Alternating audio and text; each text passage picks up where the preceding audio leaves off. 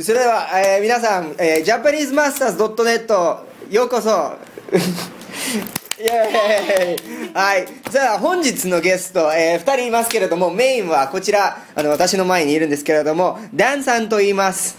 はい。英語ダメですよ。敬語ダメですか？いや、いいんですけれども、もう普通にありのままで喋ってくれたらいいんですよ、で、もう一人の方、永田さん、永田香織です。イエーイ。イエーイ。じゃあ、すいません、まず簡単な自己紹介から、お願いしたいと思います。永田さん、よろしくお願いします。永田です。はい。で、何話すの？以上です。いやいや、もう簡単な自己紹介、どこから来てるんですか？京都出身で、日本の会社では4年5年ぐらい働いていました。ありがとうございます。今日はわざわざ、遠い日本からお越しいただきましてありがとうございます。遠い日本。はい、続きまして、次の方、ダンさん、自己紹介お願いします。じゃあアメリカ人です。アメリカ人ですか？はい。フロリダ出身で、はい。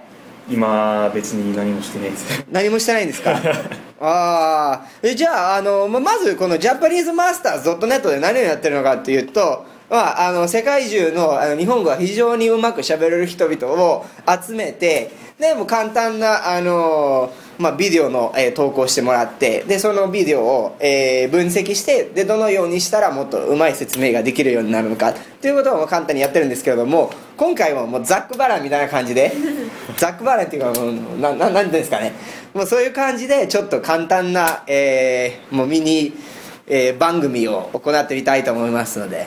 ザックバラってどういう意味なんでしょう？ザックバラン、永田さん、ザックバランどういうふうに説明したらいいでしょうか？もう急に突然何も遠慮すること、大まかに思うように思うがままに、思うがままにじゃあザックバランに、この番組の録音ですね。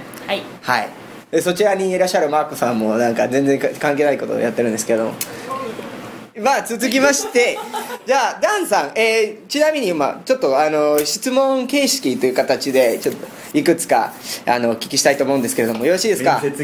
面接形式でもいいんですね。インタビューみたいな感じで。じゃあ今まで日本語をどれぐらい勉強してきたんですか？時間の問題ですか？時間の問題です。どれぐらい勉強されたんですか、日本語？6年間ぐらい。6年間ぐらいですか？次は大学4年間で。じゃあ日本語を専攻したっていうんですか？そんなわけじゃない。実はそうですよ。どっちなんですか？どっちなんですか？だから途中にちょっと乗り換えたけど。何から何に乗り換えたんですか？実は乗り換えて言えば、最初から工学専門だったけど。工学ですか？はい。実は工学もできたけど、実は二重専攻のダブルメジャーで、実は日本で留学してから帰った時から、日本研究の専門もちょっとしようと思って、いや大丈夫大丈夫ですか？大丈夫。じゃあ6年間日本語を勉強して、でその4年間のうち大学で専攻したということですね。じゃあ結構ダンさん日本語はすごい特に難しいことに関しても誰にも負けないというもう素晴らしい自信も持ってるんですけども、難しいことといえば漢字ですね。漢字が大好きです。そうですよね。最近なんか漢字検定を受けてで受かったんですよね。準2級です。準2級ですか？素晴らしいです。しかもあまりっていうか長い間勉強しないでそのまま試験を受けてですよね。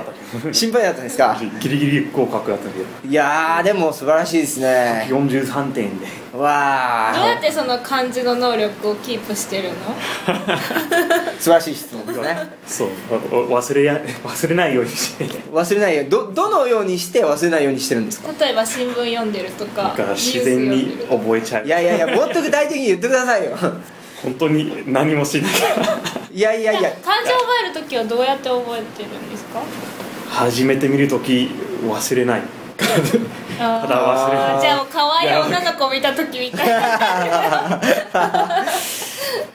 じゃあもっと具体的にちょっと頑張って思い出してみて、でどのように毎日どんなことをしてで毎日漢字に触れてで頭の中に入るようにしてるんですか？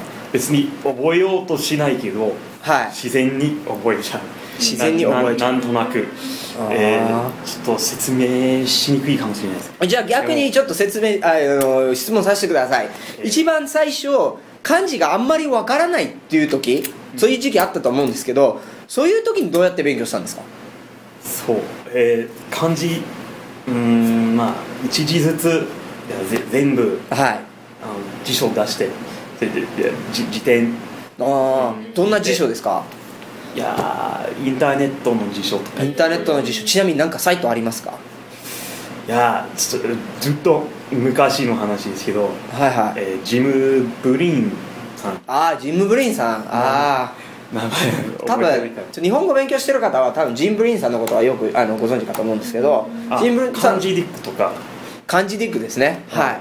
あまり良くないと思いますけど。漢字ディックなんですか？尊敬してるのかけなしてるのかどっちなんですか？だけどいや昔はそれしかなかったでしょ。はい、ジム・ブリンさんね。今いろいろあるからもっと質のいいものがたくさんあると思う。そうですね、そのパソコン上でその日本語の辞書の動きを始めたのが大体ジム・ブリンさんだったんですね。そうでしょう。あれオープンソースだから。オープンソースいいと思います。オープンソース、間違いがあったらやっぱり訂正することもできるから、でそれはもう誰でも簡単にできるんですね。ウィキペディアみたいな感じの。そうですね、多分。何か質問したいか。ダンさんはアメリカで働いてるんですよね今。今そうですよ。日本人相手に働いてるの？それとも英語で？関係ないですけど、いや内容の大部分は英語なんだけど、時々日本語の文章が入ってきて、なんかそれともまずい英訳もいっぱい。まずい英訳日本人がするまずい英訳。そう全くわからない全く通じない英訳だったら日本語の原文をちょっと見てくださいって参照になります。でそうやって毎日、間接的にでもその日本語に触れる機会があるからなかなか忘れられないっていうのもあるんですか？あまりない実は。そう最近はそんな問題は少なくなっていますけど、実はここワシントン DC だからメトロで、通勤していた時は、毎日なんかポケットの中文庫本とか新書とかそう待ってる時、あれ出して読む、毎日20分か40分ぐらいで。じゃあ毎日あれ塵も積もれば山になるみたいなもんで毎日ちょっとずつやってでここまで。あれもいいけど、もうその時その前でもある程度の能力が必要なんでしょう。じゃあその前のその程度の能力っていうのをどのように身につけたんですか？あれは自然にちょっと大まかすぎますよねいやある意味かっこいいやんな子供みたいになんだろう吸収したんだ全てを。じゃあ今でも子供だっていうことですか？そうですか。頭の中が子供なんですか？でも日本人みたい日本語に対してすごい好奇心があるってことだよね。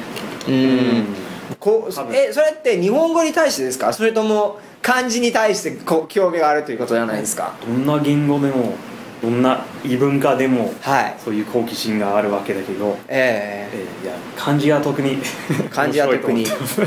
白いと思うから刺激的な感じ。不思議ですねいや例えばこの番組を今聞いていただいている、方々にその漢字をもっと上手になりたいんだけどどのように勉強したらって聞かれたらどのようなアドバイスを与えるんですか？いろんなやり方があるけど、自分にとってはどうかな。それはもう人はそれぞれやからな。ダンさんは書いて覚える？それとも読んで覚える？あんまり書かない。じゃあもう見たら覚えられる？でも覚えてから後でいつか書かないといけないでしょ。それは漢検の書き取り問題だったらやっぱり書けないといけないけど、多分そうですね、関係の過去問題とかいろいろで自分でペンで書く。じゃあドリルみたいな形でその同じものを何度も練習するという。あまり好きじゃないんですよ。10回とか100回とか、繰り返して書く人いるけど、あれちょっと全然役に立たないとっていう時もあるんですよね。じゃあどのように具体的にどのように練習してるんですか？練習っていう言葉もそもそも1回だけさんにとってないんですか？うまく書くの1回だけです美しく書きますみたいな。質より量だ。質より量だ。でも逆だ。逆や。おい、ランドさんどうしたんですか今の。質より量だ。汚くやればええねん。逆。そうですよね。量より質ですね。量より質ということですね。いやーすごいですね。もう6年間で今12級が取れるようになったということですね。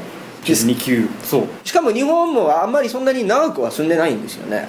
いや長いと思ったけど、じゃあ実質どれぐらい日本にいたんですか？全部で11ヶ月。11ヶ月。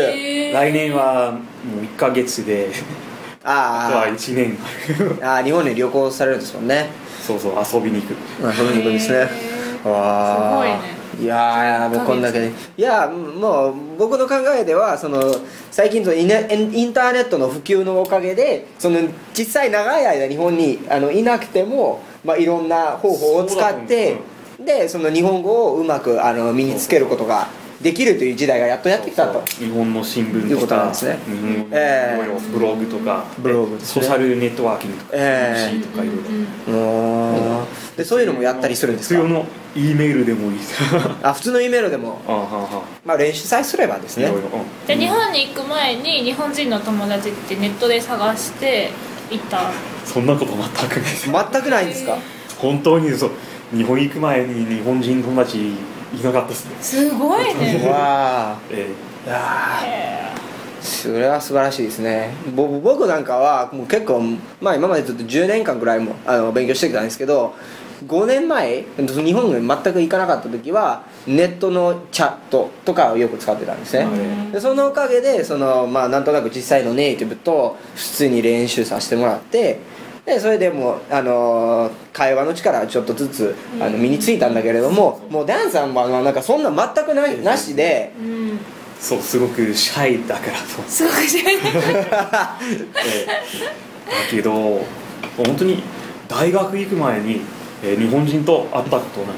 会ったことなかったんですか？でも知ってた日本人は日本語の先生以外いなかった。大学にいる先生だけ。